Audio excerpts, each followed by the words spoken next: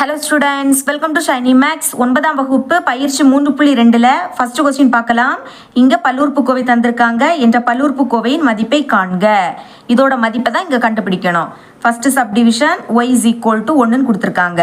இனி தந்திருக்கக்கூடிய பல்லுறுப்புக்கோவை எடுத்து எழுதிக்கலாம். f of y is equal to ry minus 3y² கூட்டல் 3. ஓகே, இப்போ ஒய்யோட மதிப்பு 1ன்னு கொடுத்துருக்காங்க. அப்போ ஒய்யுடைய பிளேஸில் 1ன்னு பிரதியிடணும். சரிங்களா? எழுதிக்கலாம். எஃப் ஆஃப் ஒய்க்கு பதில் 1. இனி 6 இன்டூ ஒய்யுடைய பிளேஸில் 1 மைனஸ் 3 இன்டூ திரும்பவும் ஒய்க்கு பதில் 1. இங்கே ஸ்கொயர் இருக்கிறதுனால நம்மளும் ஸ்கொயர்னு எழுதிக்கணும். அடுத்து கூட்டல் அந்த 3. இப்போ பெருக்கலாமா? 6 1 பெருக்குனா 6 தான். 1க்கு கூட எதை பெருக்கினாலும் அதே தான். அடுத்து மைனஸ் 3 இன்டூ இனி 1 ஸ்கொயர் பண்ணால் 1 தான் கிடைக்கும். ஏன்னா அடுக்கில் 2னா இந்த 1 2 வாட்டி எழுதி பெருக்கணும். ஓர் 1 1 1 எத்தனை வாட்டி எழுதி பெருக்கினாலும் அதே தான் கிடைக்கும். அடுத்து கூட்டல் 3.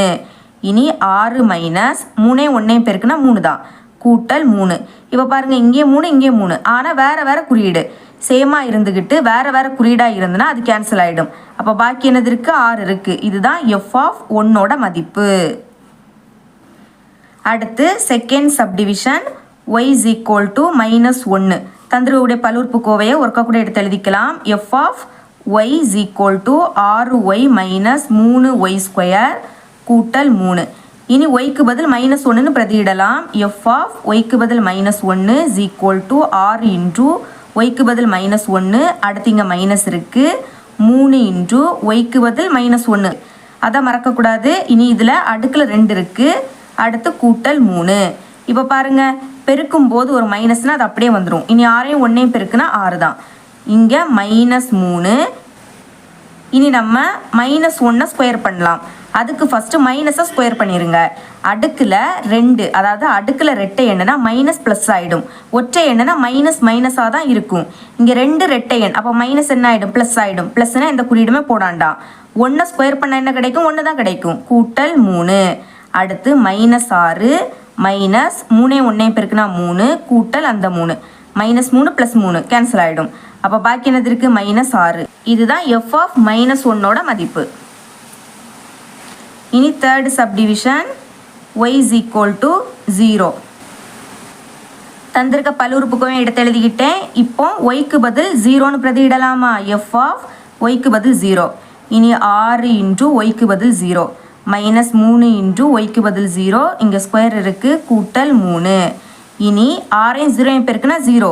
0வை கூட எதை பெருக்கினாலும் 0 தான் கிடைக்கும். அடுத்து மைனஸ் 3. 0 ஸ்கொயர், அதாவது 0வை எத்தனை வாட்டி எழுதி பெருக்கினாலும் உங்களுக்கு 0 தான் கிடைக்கும். அப்போ 0 கூட்டல் 3. இனி இந்த 0 அப்படியே வந்துடும். மைனஸ் 3 0 பெருக்கினாலும் 0 தான். 0வை கூட எதை பெருக்கினாலும் 0, அதை மறக்கக்கூடாது. கூட்டல் அந்த 3. இனி 0னா அதை பார்க்கவே தேவை கிடையாது. பாக்கி என்னது இருக்குது? 3 மட்டும் இருக்குது. ப்ளஸ்னா ப்ளஸ் குறியீடு போடாண்டாம். வேறு அந்த 3 மட்டும் எழுதிருங்க. இதுதான் எஃப் ஆஃப் 0ஓட மதிப்பு. சரிங்களா? ஓகே, இவ்வளோ தான் இந்த சம். ரெண்டாவது கொஸ்டின் பார்க்கலாம். இங்கே பி ஆஃப் எக்ஸ் கொடுத்துருக்காங்க. எனில் பி ஆஃப் 2 ரூட் 2ஐ காண்க. இதோட மதிப்பு என்னன்னு கேட்குறாங்க. தந்திருக்கக்கூடிய இதை ஃபஸ்ட் எடுத்து எழுதிக்கலாம். P of X equal to x² minus 2 root 2 into X அடுத்து ப்ளஸ் 1. இப்போ என்ன கண்டுபிடிக்கணும்? பி ஆஃப் 2 ரூட் 2 இதோட மதிப்பு கண்டுபிடிக்கணும். இங்கே பாருங்கள், இங்கேயும் பி இங்கேயும் பி. ஆனால் எக்ஸுடைய பிளேஸில் என்னது இருக்குது? 2 ரூட் 2. அப்போ இங்கேயும் எக்ஸுக்கு பதில் இதை எழுதிக்க போகிறோம். ஓகே, முதல் எக்ஸ் இருக்குது. எக்ஸுக்கு பதில் என்ன எழுதிக்கணும்? 2 ரூட் 2. இதில் ஸ்கொயர் இருக்குது, அப்போ நம்மளும் எழுதிக்கணும். இனி மைனஸ் 2 ரூட் 2. அடுத்து பாருங்கள், எக்ஸ் இருக்குது. எக்ஸுக்கு பதில் இதை எடுத்து எழுதிருங்க. 2 ரூட் 2. அடுத்து கூட்டல் 1. இப்போ இந்த ஸ்கொயர் 2க்குமே பொதுவு. முதல் 2 ஸ்கொயரோட மதிப்பு என்னது? 4. அடுக்கில் 2னா 2 வாட்டி எழுதி பெருக்கணும். 2 2 பெருக்குனா 4. இனி பெருக்கல் போட்டுருங்க. இப்போ ரூட் 2. சரிங்களா? இந்த ஸ்கொயர் இதுக்கும் பொதுவு. அப்போ ஹோல் ஸ்கொயர் எழுதிக்கலாமா? இப்போ இந்த ரூட்டும் இந்த ஸ்கொயர் என்ன ஆகிடும்? கேன்சல் ஆகிடும். அப்போ பாக்கி 2 மட்டும்தான் இருக்கும். மைனஸ். இனி பெருக்கலாம். இதை 2 பெருக்கலாம். 2 2 பெருக்குனா 4. அடுத்து பெருக்கல். இனி ரூட் 2 ரூட் 2க்கு கூட தான் பெருக்கணும். ரூட்டில் இருக்கக்கூடியதை ரூட் இருக்கக்கூடியதோட தான் பெருக்கணும். சரிங்களா? இப்போ பாருங்கள், 2 வாட்டி இருக்குது. அப்போ இதை இப்படியும் எழுதிக்கலாம். ரூட் 2 எழுதிக்கிட்டு 2 வாட்டி இருக்கிறதுனால இதோட அடுக்கில் 2. இப்போ இந்த ரூட்டும் இந்த ஸ்கொயரும் கேன்சல் ஆகிடும். அப்போ பாக்கி என்னது இருக்கும்? 2 மட்டும்தான் இருக்கும். அடுத்து கூட்டல் அந்த 1. இப்போ பெருக்குங்க. 4 2 8 மைனஸ் 4 2 8 அடுத்து ப்ளஸ் 1. இப்போ ரெண்டுமே சேம், ஆனால் வேறு வேறு குறியீடு. இது ப்ளஸ் இது மைனஸ், அப்போ இது ரெண்டும் கேன்சல் ஆகிடும். பாக்கி என்னது இருக்கும்? 1 மட்டும்தான் இருக்கும். இதுதான் P ஆஃப் 2√2ஓட மதிப்பு. சரிங்களா?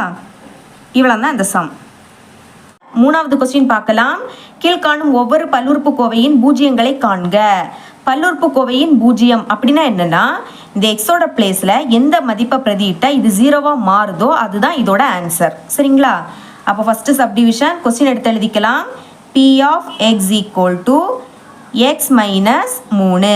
இப்போ நீங்கள் என்ன பண்ணணும்னா, சமத்துக்கு அடுத்து என்னது இருக்குது அதை எடுத்து எழுதிருங்க. எக்ஸ் மைனஸ் 3 இனி ஈக்குவல் டு 0 என்க இப்படின்னு எழுதிடணும். இதுதான் ஃபஸ்ட்டு ஸ்டெப்பு. சரிங்களா? சமத்துக்கு அடுத்து என்னது இருக்கோ அதை எழுதிக்கிட்டு ஈக்குவல் டு 0 என்க இப்படின்னு எழுதிக்கணும்.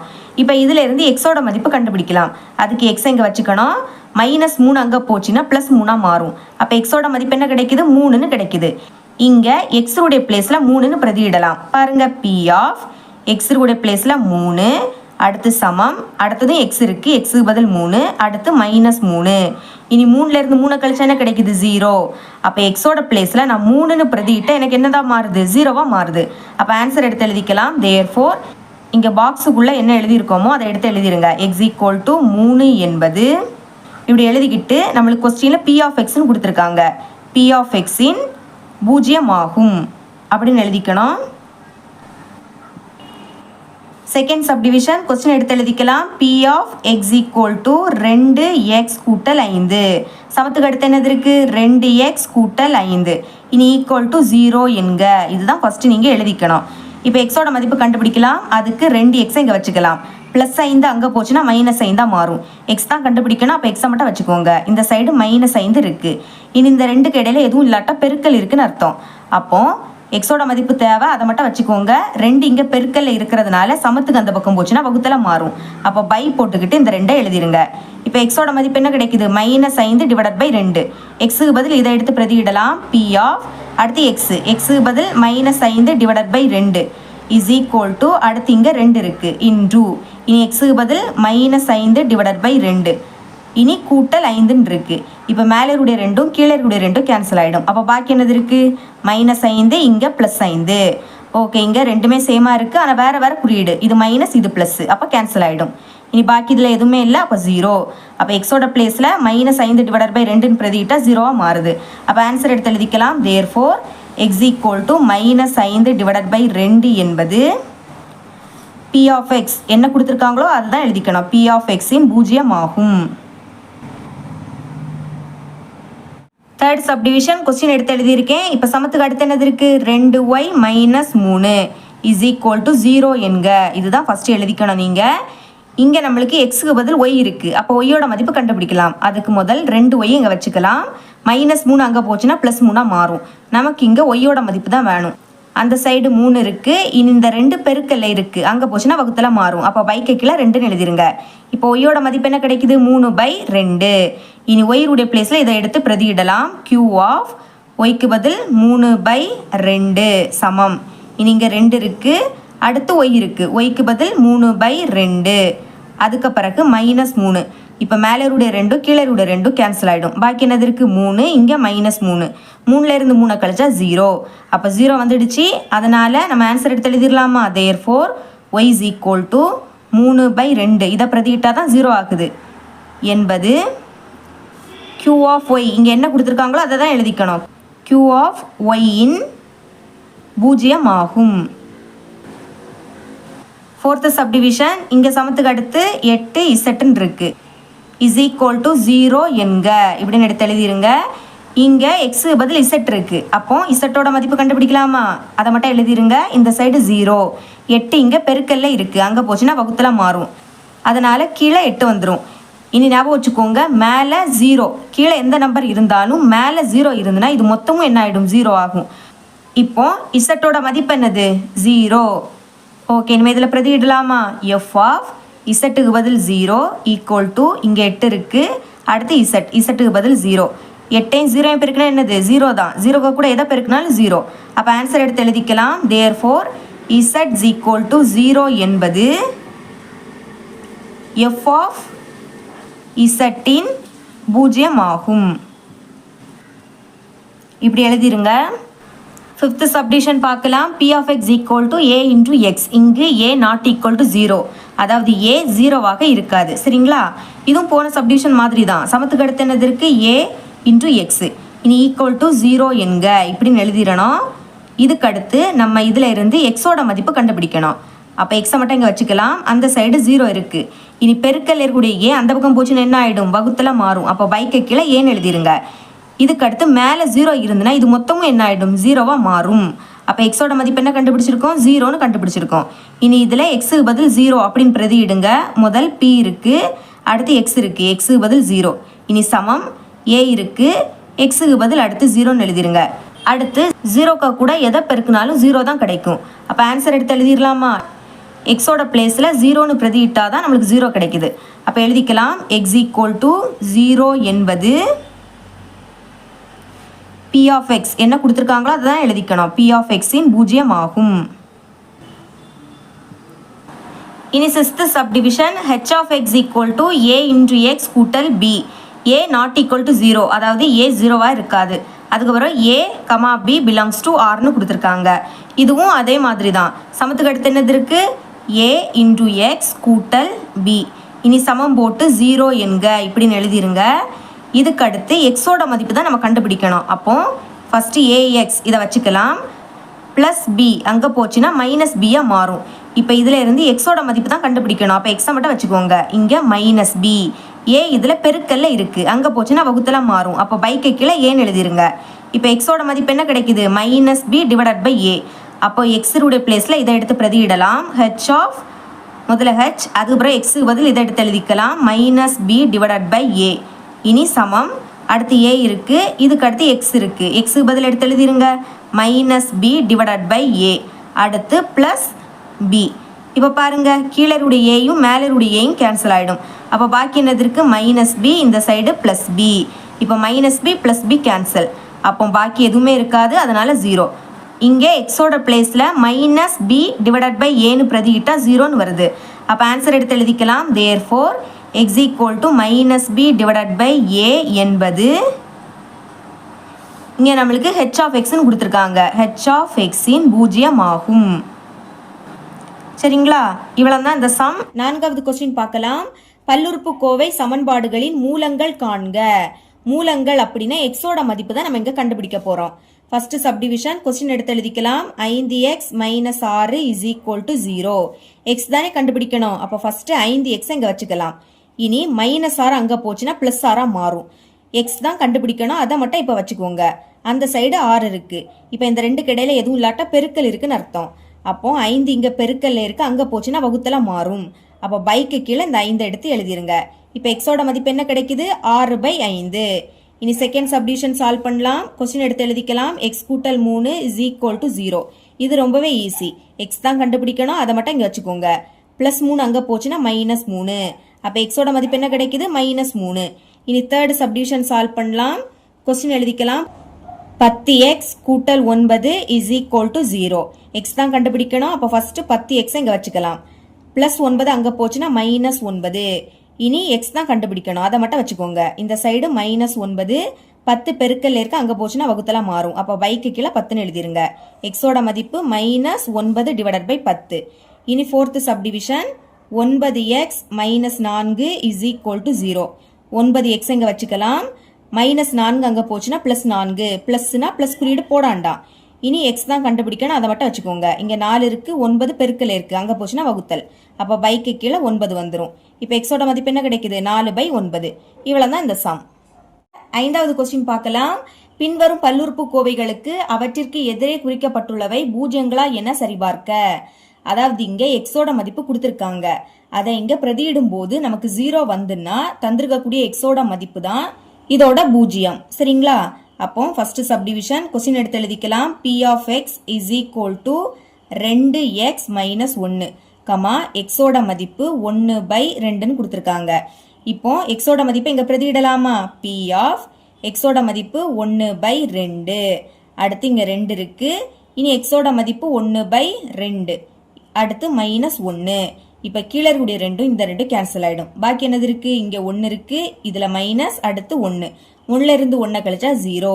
அப்போ இங்கே 0 வந்திருக்கு. அதனால தந்திருக்கக்கூடிய எக்ஸோட மதிப்பு தான் இதோட பூஜ்ஜியம், பி ஆஃப் எக்ஸோட பூஜ்ஜியம் எழுதிக்கலாம். தேர்ஃபோர் எக்ஸோட மதிப்பு எடுத்து எழுதிருங்க. எக்ஸ் ஈக்குவல் டு 1/2 என்பது நம்மளுக்கு பி ஆஃப் எக்ஸ் கொடுத்துருக்காங்க, பி ஆஃப் எக்ஸின் பூஜ்ஜியம் ஆகும்.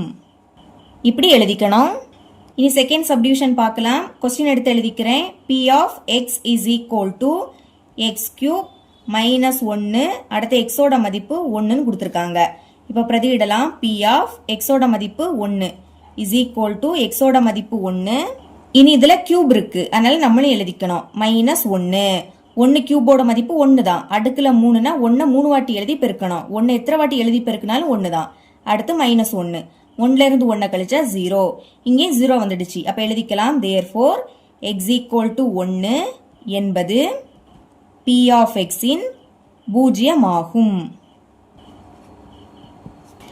தேர்ட் சப்டிவிஷன் கொஸ்டின் எடுத்து எழுதிக்கலாம். P of X is equal to A X கூட்டல் பி. இனி எக்ஸோட மதிப்பு மைனஸ் பி டிவைடட் பை ஏன்னு கொடுத்துருக்காங்க. பிரதியிடலாம். பி ஆஃப் எக்ஸோட மதிப்பு மைனஸ் பி டிவைடட் பை ஏ சமம். இங்கே ஏ இருக்கு, அடுத்து எக்ஸ், எக்ஸுக்கு பதில் அதோட மதிப்பு மைனஸ் பி டிவைடட் பை ஏ கூட்டல் பி. இப்போ பாருங்க, மேல இருக்கக்கூடிய ஏயும் கீழே இருக்கக்கூடிய ஏயும் கேன்சல். பாக்கி என்னது இருக்கு? மைனஸ் பி கூட்டல் இந்த பி. இப்போ ரெண்டுமே சேம், வேற வேற குறியீடு. இங்க மைனஸ் இங்க பிளஸ், அப்ப கேன்சல் ஆயிடும். இனி பாக்கி எதுவுமே இல்லை, அப்ப 0. இங்கே 0 வந்துடுச்சு. எழுதிக்கலாம். தேர்ஃபோர் எக்ஸோட மதிப்பு எடுத்து எழுதிருங்க. X equal to minus B divided by A என்பது பி ஆஃப் எக்ஸ் இன் பூஜ்ஜியம் ஆகும். Fourth subdivision. இங்க எக்ஸோட மதிப்பு 2 கொடுத்திருக்காங்க. 1 பிரதியிடலாம். முதல் எக்ஸுக்கு பதில் 4ன்னு பிரதியிடலாம். பி ஆஃப் எக்ஸுக்கு பதில் 4 இஸ் ஈக்குவல் டு எக்ஸுக்கு பதில் 4 அடுத்து கூட்டல் 3. இங்கே அதே மாதிரி எக்ஸுக்கு பதில் 4, இங்கே மைனஸ் 4 இருக்கு. 4 3 கூட்டினா 7 இன்டு 4ல இருந்து 4 கழிச்சா 0. இப்போ பெருக்குங்க. 7 0 பெருக்குனா 0, 0 கூட எதா பெருக்குனாலும் 0. அப்போ இது பி ஆஃப் எக்ஸோட பூஜ்ஜியம். இதே மாதிரி எக்ஸோட மதிப்பு மைனஸ் 3ன்னு பிரதியிடலாம். பி ஆஃப் எக்ஸுக்கு பதில் மைனஸ் 3 அடுத்து எக்ஸுக்கு பதில் மைனஸ் 3, இங்கே பிளஸ் 3 இருக்கு. இனி எக்ஸுக்கு பதில் மைனஸ் 3 அடுத்து மைனஸ் 4 இருக்கு. இப்போ பாருங்க, மைனஸ் 3 பிளஸ் 3 கேன்சல் ஆயிடுச்சுன்னா 0. அதுக்கு அடுத்து இங்க ரெண்டுமே மைனஸ், அப்போ மைனஸ் குறியீடை போட்டு கூட்டணும். ஒரே குறியீடுனா அதே குறியீடை போட்டு கூட்டணும். 3 4 கூட்டினா 7. இனி 0வையும் மைனஸ் 7 பெருக்குனா 0 தான். எதுக்க கூட 0 பெருக்குனாலும் அதே தான். ஓகே, அப்ப தந்திருக்கக்கூடிய ரெண்டுமே பி ஆஃப் எக்ஸோட பூஜ்ஜியம் எழுதிக்கலாம். தேர்ஃபோர் எக்ஸ் ஈக்குவல் டு 4 அடுத்து எக்ஸ் ஈக்குவல் டு மைனஸ் 3. எக்ஸோட மதிப்பை எடுத்து எழுதிக்கிட்டு என்பவை பி ஆஃப் எக்ஸின் பூஜ்ஜியம் ஆகும். இப்படி எழுதிருங்க. இவ்வளவுதான் இந்த சம். 6வது கொஸ்டின் பார்க்கலாம். பின்வரும் வரைபடங்களால் குறிக்கப்படும் பல்லுறுப்புக்கோவைகளின் பூஜ்ஜியங்களின் எண்ணிக்கையை காண்க. இங்க நம்ம பூஜ்ஜியங்களோட எண்ணிக்கை தான் கண்டுபிடிக்கணும். சரிங்களா? பாருங்க, ஃபர்ஸ்ட் சப்டிவிஷன். இங்க ஒரு வரைபடம் கொடுத்திருக்காங்க. பூஜ்ஜியங்களோட எண்ணிக்கை கண்டுபிடிக்கணும்னா நீங்க எக்ஸ் அச்சை மட்டும் பார்த்தா போதும். இது எக்ஸ் அச்சு, இது ஒய் அச்சு. நீங்க எக்ஸ் அச்சை மட்டும் பார்த்தா போதும். அதாவது இந்த வளைவரை இந்த எக்ஸ் அச்சுல எத்தனை முறை தொடுதோ அதுதான் பூஜ்ஜியங்களோட எண்ணிக்கை. பாருங்க, 1 2 முறை தொட்டு இருக்கு. அப்போ பூஜ்ஜியங்களோட எண்ணிக்கை எவ்வளவு? 2 எழுதிக்கலாம். பூஜ்ஜியங்களின் எண்ணிக்கை இஸ் ஈக்குவல் டு 2. அடுத்து செகண்ட் சப்டிவிஷன். பாருங்க, எக்ஸ் அச்சு இதுல 1 2 3 முறை தொடுது. அப்போ பூஜ்ஜியங்களோட எண்ணிக்கை எவ்வளவு? 3ன்னு எழுதிக்கலாம். இனி தேர்ட் சப்டிவிஷன் என்ன இருக்கு? இது எக்ஸ் அச்சு, இதுல வளைவரை படவே இல்ல. எக்ஸ் அச்சுக்கு மேலதான் வளைவரை இருக்கு. சரிங்களா? அப்ப எக்ஸ் அச்சுல இங்க படவே இல்ல. அப்போ பூஜ்ஜியங்களோட எண்ணிக்கை எவ்வளவு? 0. எதுவுமே படல, அதனால நீங்க 0ன்னு எழுதிக்கோங்க. இனி ஃபோர்த் சப்டிவிஷன் இங்க இருக்கு. இது எக்ஸ் அச்சு, இதுல வளைவரை ஒரு முறை தான் தொட்டிருக்கு. அப்போ பூஜ்ஜியங்களோட எண்ணிக்கை என்னது? 1. ஏன்னா ஒரு முறை தான் தொட்டிருக்கு. அப்போ 1ன்னு எழுதிக்கலாம். இனி ஃபிஃப்த் சப்டிவிஷன் இங்க இருக்கு. பாருங்க, இது எக்ஸ் அச்சு, இதுல ஒரு முறை பட்டிருக்கு. அப்போ பூஜ்ஜியங்களோட எண்ணிக்கை எவ்வளவு? 1ன்னு எழுதிக்கலாம். ஓகே, இவ்வளவுதான் இந்த சம். இதோட இந்த பயிற்சி முடியுது. என்னோட டீச்சிங் உங்களுக்கு பிடிச்சிருந்துன்னா மறக்காம நம்ம சேனலை சப்ஸ்கிரைப் பண்ணி கூடவே பக்கத்துல இருக்கிற பெல் ஐக்கனையும் கிளிக் பண்ணுங்க. அப்பதான் நம்ம அப்லோட் பண்ற வீடியோட நோட்டிபிகேஷன் உங்களுக்கு உடனே வரும். தேங்க்ஸ் ஃபார் வாட்சிங்.